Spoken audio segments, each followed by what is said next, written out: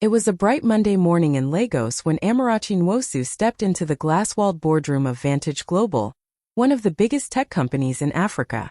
The air inside was cold, smelling of perfume and power.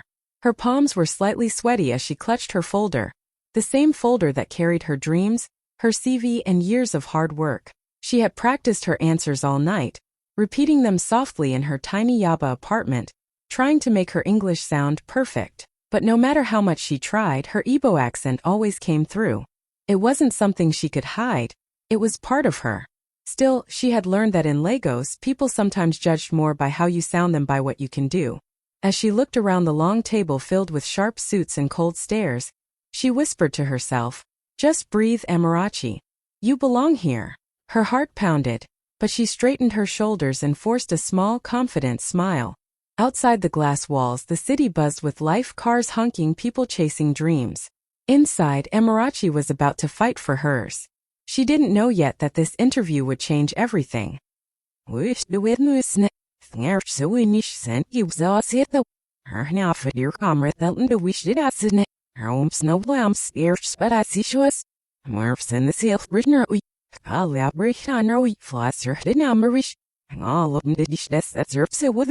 Snach bajblay fruit. He servant your thirty half miss that. Stefin Garafen. Sea or Henry Fithasish. Madna he bulbs out and then a shelf for Rakish Darome. He keeps naked me asked it such dirt or reveals. Obvious that Sarkachnish can eat skullets it on the onion nester. Snatch out rather video when the stoner file of bish. Do I have a sniff it on while on. Snarch the out silver. I had to him if I her freaking it. Maast said the little room, and I get a sniff our bomb sickest. And I wish it to be for reached our metals. So we shooted out city the road ahead, snit nestle for us Navida he trophy wind up. Find it so we sure feeling after we've written it sit that fluster lost dash. Snitch scratched her silk like scratched our silk that need at stand ill and mum said the for a horse girl dash. All the litter her has knit. Floor schnicks over marks out or hanging specs a dish. Schnell from the dish. Sashner and his neck be not gel file load of liver. Here we're retter hish arme. Serpy brother spill foot in your nester. He'll out look ash medvoife. Still even mercy shells nazish. Tharps her nutter soon it ass of the steel else nealer than a. Helox if the worm skip which nish gizzard garinush divino. Cab nilam sweatsnit. He that's the fuss over. He'll elf bessish. And now we're writing in home duck. Fesh more when they jern either feeder rodikish. I'm snow with the one I but the deer wolf Betsy star my zenus. As the questions began, Amarachi felt a little more confident. She opened her folder, looked at the panel, and started explaining her experience in software development. Her voice was calm, clear, and full of purpose. She spoke about the app she had built for rural schools, a project that helped hundreds of children learn, even without internet access. For a moment, she forgot her fear. She spoke from the heart, with passion in every word. But before she could finish, one of the interviewers interrupted her with a mocking grin. "Sorry, can you repeat that?" he said, tilting his head like he was struggling to hear. Then he exaggerated her pronunciation, mimicking her accent. The others laughed, not loudly, but just enough for her to hear the quiet cruelty in their voices. Amarachi froze for a second, her heart dropped, and her cheeks burned with embarrassment. She wanted the ground to open and swallow her. For a moment, she thought about just saying thank you and leaving the room. But then she remembered all the sacrifices that brought her here. Her mother's prayers, her late nights coding on an old laptop, her dream of proving that brilliance doesn't come with a fancy accent. So she took a slow breath. "Yes," she said softly, forcing a smile. "I'll explain again." Her tone was calm, but her eyes carried quiet fire.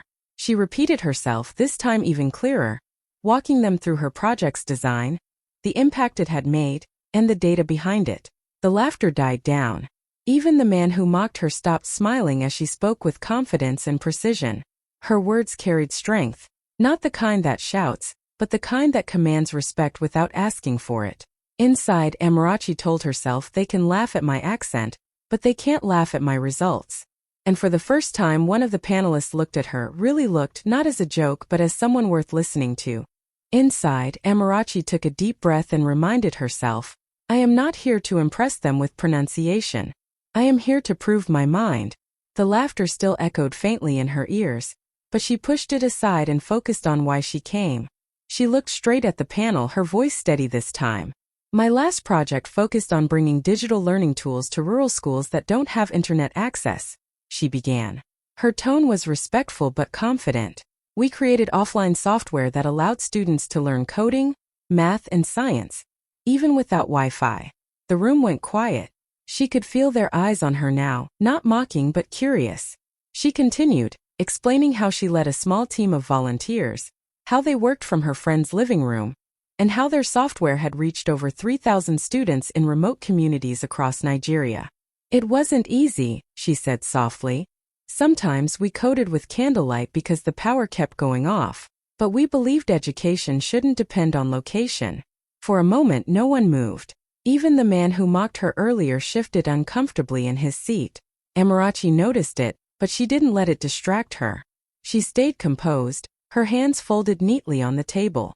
Deep inside she felt a spark of pride. This was her strength.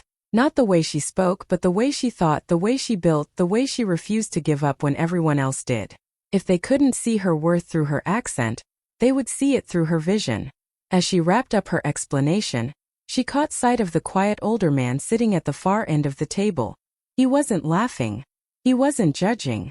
He was watching her closely, with a look of quiet respect, as if he saw something the others didn't. Amarachi didn't know who he was, but something in his eyes told her that this moment was far from over. When the interview finally ended, Amarachi could feel her throat tighten.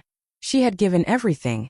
Every word, every idea, every ounce of confidence she had left. She sat up straight, waiting for a reaction, hoping that maybe, just maybe, someone in the room had seen her worth. But instead, the lead recruiter leaned back in his chair, forced a polite smile and said, "Thank you, Miss Amarachi.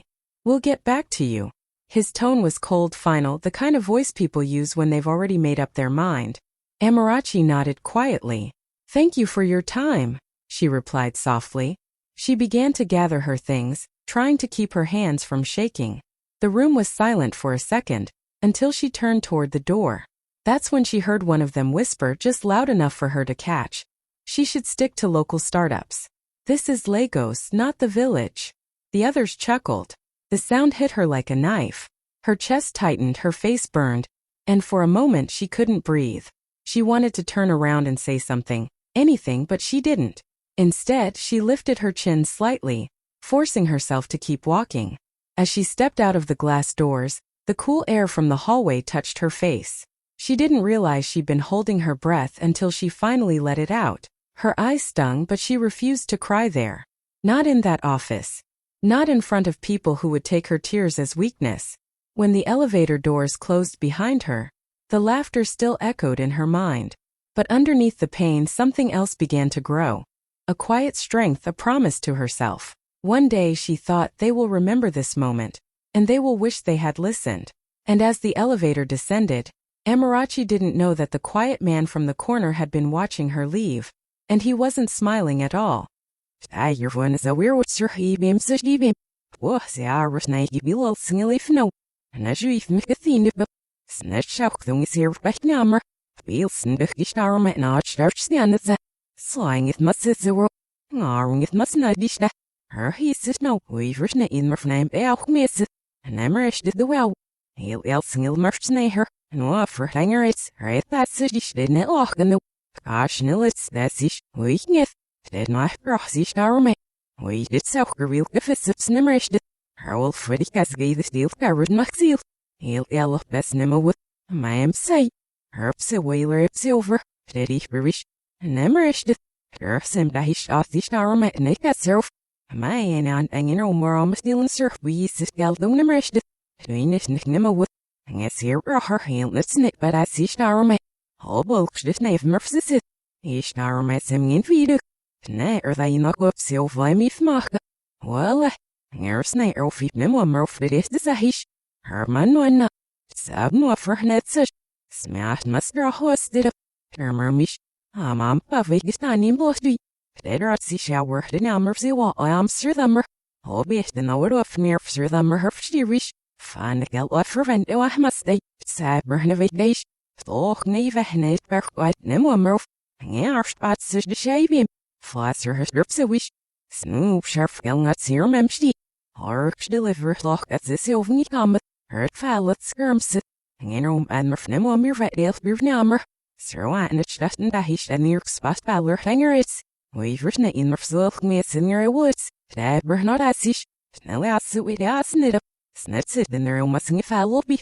Ngemaster Aaron as neat nothrock. So and the valles of das itis.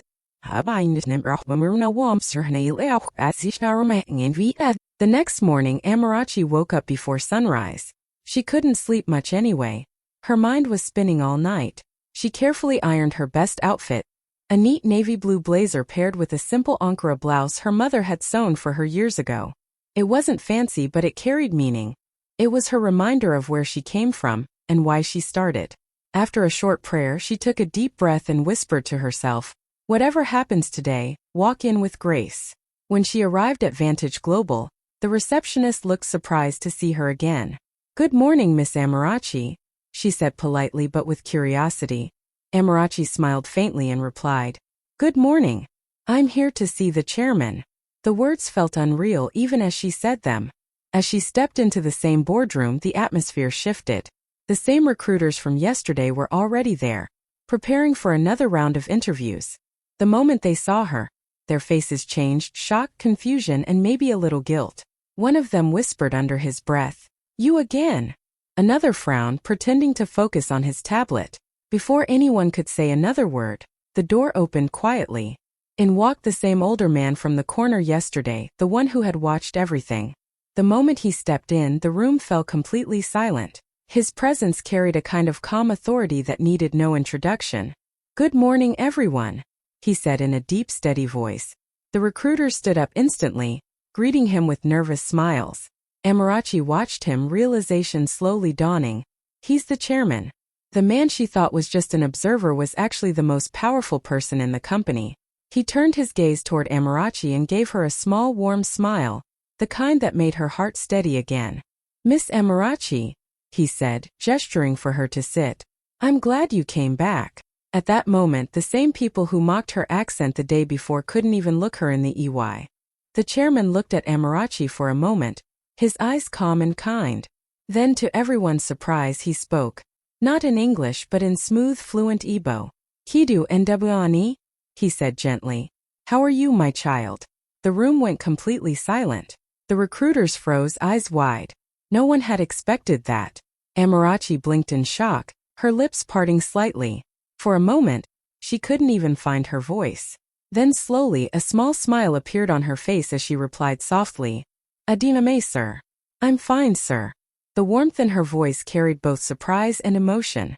It was the first time that day she felt truly seen, not as a candidate, not as an accent to be mocked, but as a person.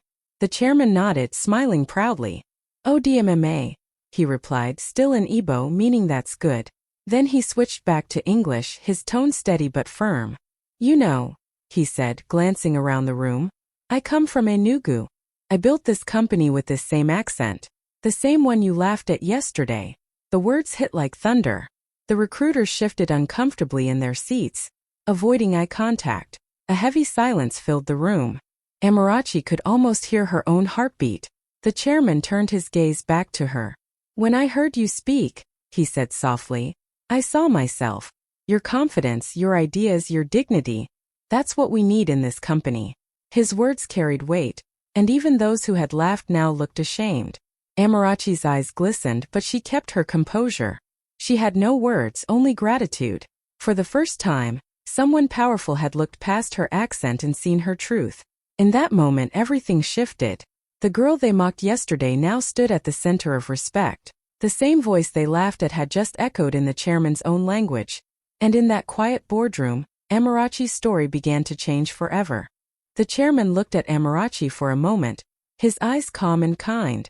Then, to everyone's surprise, he spoke. Not in English but in smooth, fluent Igbo. "Kidu ndebani," he said gently. "How are you, my child?" The room went completely silent. The recruiters froze, eyes wide. No one had expected that. Amarachi blinked in shock, her lips parting slightly. For a moment, she couldn't even find her voice. Then slowly, a small smile appeared on her face as she replied softly, "Adiname, sir." I'm fine, sir. The warmth in her voice carried both surprise and emotion. It was the first time that day she felt truly seen, not as a candidate, not as an accent to be mocked, but as a person. The chairman nodded, smiling proudly. ODMMA, he replied, still in Igbo, meaning that's good. Then he switched back to English, his tone steady but firm. You know, he said, glancing around the room, I come from Enugu. I built this company with this same accent. The same one you laughed at yesterday. The words hit like thunder. The recruiters shifted uncomfortably in their seats, avoiding eye contact. A heavy silence filled the room. Amarachi could almost hear her own heartbeat. The chairman turned his gaze back to her. When I heard you speak, he said softly, I saw myself. Your confidence, your ideas, your dignity. That's what we need in this company. His words carried weight, and even those who had laughed now looked ashamed. Amarachi's eyes glistened, but she kept her composure. She had no words, only gratitude. For the first time, someone powerful had looked past her accent and seen her truth. In that moment, everything shifted. The girl they mocked yesterday now stood at the center of respect. The same voice they laughed at had just echoed in the chairman's own language. And in that quiet boardroom, Amarachi's story began to change forever. The chairman turned slowly to face the panel, his expression calm but serious. The silence in the room was thick. No one dared to move. Then in a firm, clear voice he said, while you were busy mocking her accent, you failed to hear her ideas.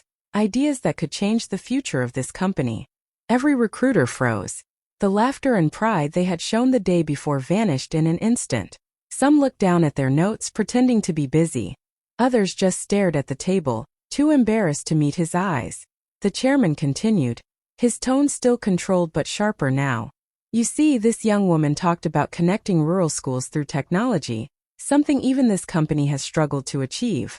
She came here with a solution, and you reduced her to her accent. His voice was calm, but every word carried weight. That's not the culture I built this company on. Then, he turned back to Amarachi and smiled gently. I come from Enugu myself, he said. When I started this company, I worked from a small one-room office. I spoke with this same accent you just heard from her. People mocked me too. They said a man who sounded like me could never build a global brand. He paused for a moment, letting the words sink in. But here we are today. A company worth billions, built on the voice they once laughed at. Amarachi's chest tightened. She felt her eyes water, but she blinked quickly to hold it back. The chairman's story mirrored her own. The same pain, the same strength. He looked around the room once more and said quietly, maybe next time you'll listen to the voice behind the accent, not the sound of it. The room was silent. The recruiters who once laughed now wished they could disappear. And Amarachi, the girl who had walked in feeling small, now stood taller, because the man with the most power in the room had just spoken her truth out loud. The chairman's voice grew firmer, cutting through the thick silence in the room. This young woman's project, he said, glancing at Amarachi, aligns perfectly with our next expansion plan. He paused for a moment, letting the weight of his words hang in the air. The recruiters exchanged nervous glances, unsure what was coming next. Then he continued, from today, she's not applying for a job, she's leading our new community tech program as project director. For a few seconds no one breathed. The words hit like lightning. Gasps echoed around the boardroom. Amarachi blinked, stunned, trying to process what she just heard. Her hands trembled slightly as she looked up at the chairman, wondering if she'd imagined it. But his calm, proud smile told her it was real. The same people who had laughed at her accent just yesterday now sat frozen, faces pale, eyes darting between her and the chairman. The lead recruiter, who had mocked her the loudest, tried to force a smile, but his voice caught in his throat. Another one coughed awkwardly, pretending to adjust his tie. None of them could look at her. Amarachi's heart pounded in her chest. A wave of emotion rushed through her. Disbelief, pride, relief, and a quiet sense of justice. She stood up slowly, her knees almost weak, and managed to whisper, "Thank you, sir." Her voice cracked slightly, but it was steady enough to carry across the room. The chairman nodded. "No, thank you," he said.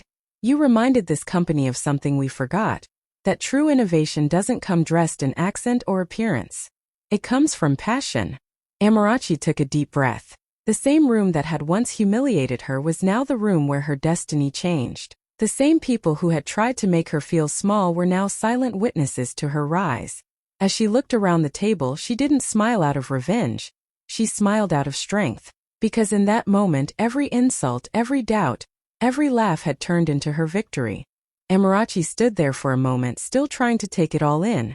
Just yesterday, these same people had laughed at her, mocked her accent, and dismissed her like she didn't belong. But now, every single one of them sat silent, unable to even look her in the eye. She could feel their discomfort, their regret, their shame filling the air. Slowly, she turned toward them, her eyes calm but powerful. She didn't raise her voice, she didn't gloat. She simply spoke from the heart. "You were right," she began softly. "I may sound different, but that difference is my strength." Her voice didn't shake. It carried quiet confidence, the kind that doesn't need to shout to be heard. "This accent," she continued, "is not something to be ashamed of. It carries my story, where I come from, the people who raised me, the dreams that built me. Every word I speak reminds me of home, and I will never hide that again." No one dared to move.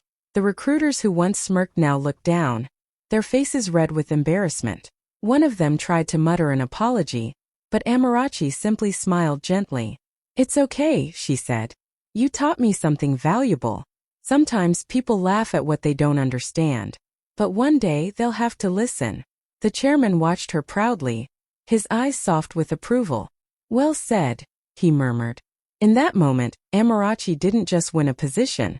She earned respect. Her dignity, her grace, and her strength filled the entire room. She didn't need revenge or anger. Her victory spoke louder than any insult ever could. As she gathered her things, her heart felt light. The same voice they once mocked had now opened doors they could never close. And for Amarachi, this wasn't just a win. It was proof that staying true to herself was the most powerful answer she could ever give. By afternoon, the whole building was buzzing. Phones pinged, emails popped up, and whispers spread like wildfire through every floor of Vantage Global. The company's official memo had just gone out, and at the top of the message, bold and clear, were the words: "New appointment, Amarachi Nwosu, Project Director, Community Tech Expansion. Approved by Chairman Obiora Ease." The moment people read it, the entire office came alive. In the marketing department, someone gasped out loud, "Wait, isn't she the girl they said had the strong accent?" In HR, two staff members exchanged looks, realizing they had just witnessed a moment that would be remembered for years. Some employees smiled, genuinely proud. Others sat in quiet guilt, remembering how they had laughed behind her back the day before. Even the cafeteria was filled with chatter. "The chairman chose her himself?" one person said in disbelief. "He never does that." Another added softly, "Maybe it's time we stop judging people by how they sound."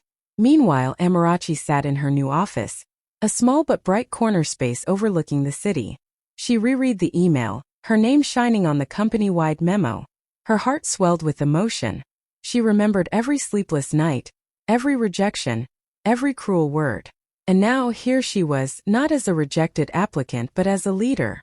She whispered to herself, smiling faintly, "They tried to silence my voice. Now it echoes through their inboxes." Across the building, screens glowed with her name. The woman they once mocked had become the face of the company's future. And in every corner of Vantage Global, people began to see what true strength looked like. It sounded like Amarachi Nwosu. The moment couldn't stay hidden for long. Someone from HR, who had secretly recorded the scene in the interview room, uploaded a short clip online that evening. The video showed the exact moment the chairman greeted Amarachi and Ebo, shocking the entire panel. The caption was simple but powerful. They mocked her accent, until the chairman spoke in it. Within hours, the clip spread like wildfire across social media. By midnight, it had already hit 1 million views. People all over Africa shared it with tears, pride, and admiration. The comments section was flooded. "This gave me chills. Respect to that chairman. She carried herself with so much grace. Never be ashamed of your roots." News blogs picked it up. Influencers reposted it with heartfelt captions. Even on LinkedIn, professionals from across the continent were talking about it. About the power of staying true to yourself, about how prejudice still exists in modern offices, and how Amarachi's calm strength turned humiliation into victory. In Lagos, strangers began recognizing her name. Students from small towns messaged her saying, You made us proud. A radio host in Enugu called her the voice that spoke for a generation. Meanwhile, Amarachi sat quietly at home, scrolling through her phone, overwhelmed by the flood of messages. She wasn't chasing fame, but seeing so many people find courage through her story made her eyes fill with tears. She thought back to that moment in the interview when they laughed at her accent and she smiled. Maybe God let them mock me, she whispered softly, so the world could learn through me. By the next morning, hashtags like #SpeakYourLanguage and #ProudlyAfricanAccent were trending across Twitter, TikTok, and Instagram. The girl they once mocked had become a symbol, not just of success but of pride, identity, and quiet power. Weeks later, Amarachi stood under the bright lights of the African Tech Women's Summit in Nairobi. The hall was packed with hundreds of young women, dreamers, coders, innovators, all waiting to hear her speak. Cameras flashed as she stepped onto the stage in a beautiful Ankara dress, her poise quiet but powerful. She looked out at the faces before her, smiling softly.